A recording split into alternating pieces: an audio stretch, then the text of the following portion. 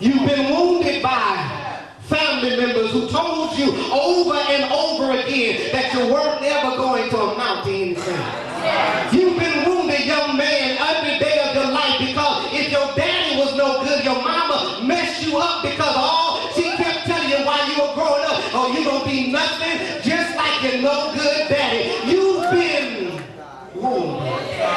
Some young lady in this room today, you've been wounded because somebody told you that the only way that you can get a man to love you is that you got to give away the cookies. Come on, sir. Oh, I forgot I'm not at my church. I'm sorry. I forgot I'm not at home. You've been told that over and over again that if you want a man, wear a short skirt. If you want a man, put out all that he wants you to give out. And God has said and shown you that the more you put out, the less you get respected. The more you put out, the less they call your name. The more you put out, the more they talk about you.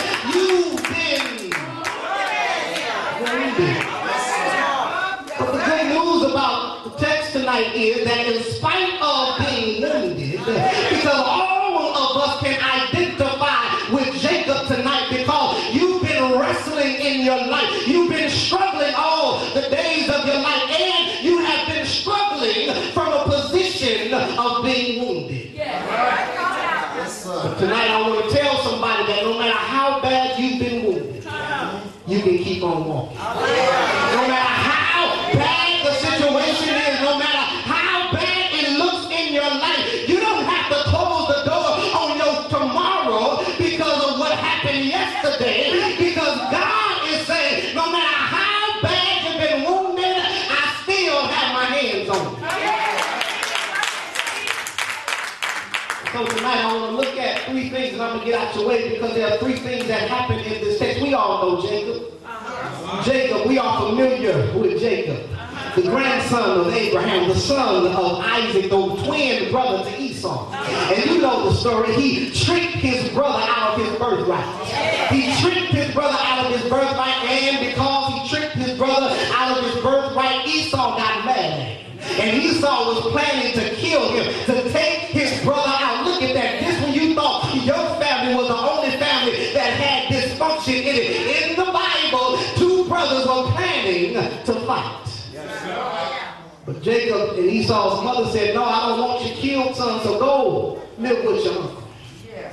Jacob goes to live with his uncle. Some time passes, and at the beginning, before we get into our text, what is happening is Jacob is on his way back home. But before he goes home, he sends his servants with some cattle.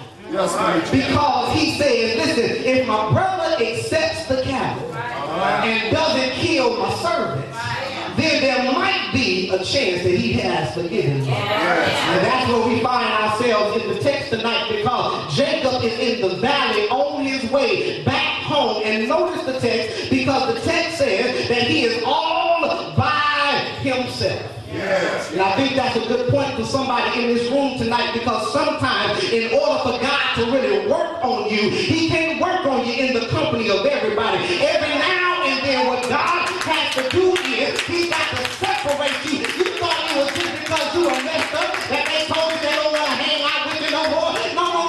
What you need to do is say, if I'm by myself, God has got to work on me, because if I don't have nobody around me, because understand something, everybody that's in your life is not meant to stay in your life. Everybody that's in your life is only seasonal, and some folks ain't meant to go to where God has planned for you to go.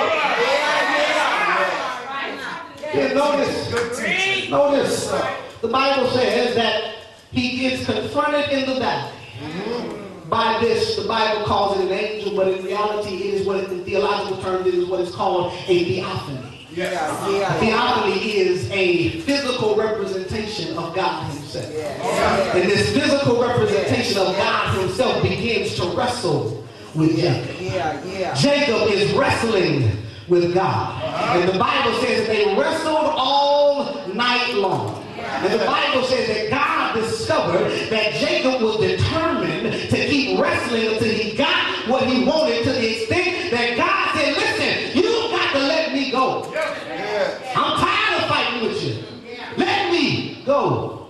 Tell it, preacher. Because Jacob wouldn't let him go, God said, I got to show you who's really in control. And so what happens is God touches him in the hollow of his hip and he messes up his hip to the fact that he's hurt. But notice something, it is after he is hurt that we get some points out the text.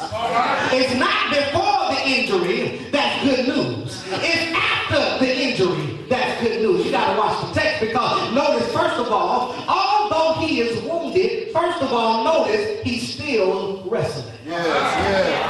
Work it out. Okay. Yes, sir. How many times have you discovered that life is a battle? And sometimes the battle is fought to the extent that you are hurt so bad that you cannot let go of what you're fighting with because what you're fighting with is the remedy to what you're going through. Are you listening to me? Watch it. He still is wrestling. I want to talk to somebody in this room tonight who is on the verge of giving up because of what you went through last year. I want to talk to somebody in this room tonight who is on the verge of throwing in the towel because everything around you is messed up and broken down. I want to talk to somebody and tell somebody that just because you've been wounded, it does not mean that your wounds are there to keep you from fighting because ultimately what God is trying to do is he's trying to work on you, and sometimes what God has to do is he has to break you down to your lowest factor so that he can really work on you.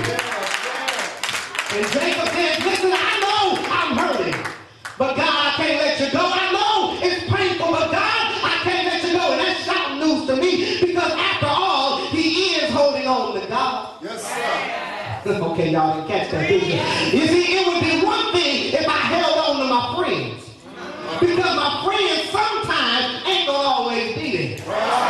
But it's another thing, it could be that I'm holding on to family members, but all of us in here have discovered that sometimes family members can be the worst people for you to hold on to. Okay.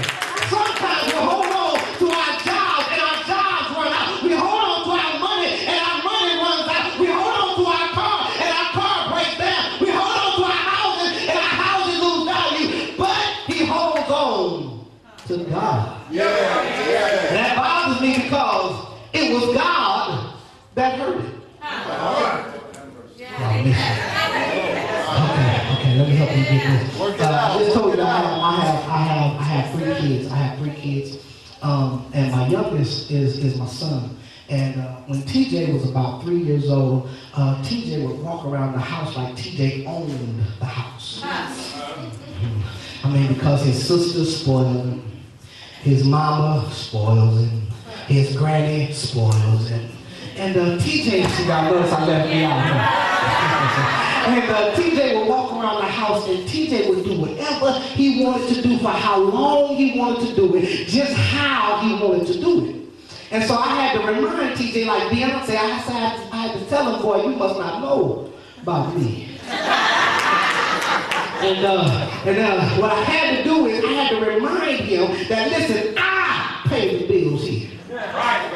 I'm the man of the house. And so what I had to do, sometimes I had to put hands on him. I had to tighten him up. And he was 3, he was little. And sometimes, you know, we got this little routine going. He would do something wrong, he would run, he would do all this thing. I get frustrated, I tighten him up, he goes hollering and crying. But then I noticed something, this little routine developed. He would be hollering and crying, and then he'd come back to me. He would come back to me with his arms lifted up, and I'll pick my boy up because, you know, I got an affinity to this boy because he looks like me. He carries my name. I got to tell you, I love my son. And so I pick my boy up. He hollering. I'll pick him up, and he would hold on tight. And I can imagine what's going on in his mind because usually he'd run to his sisters. Usually he'd run to his mama. Usually he'd run to his granny, but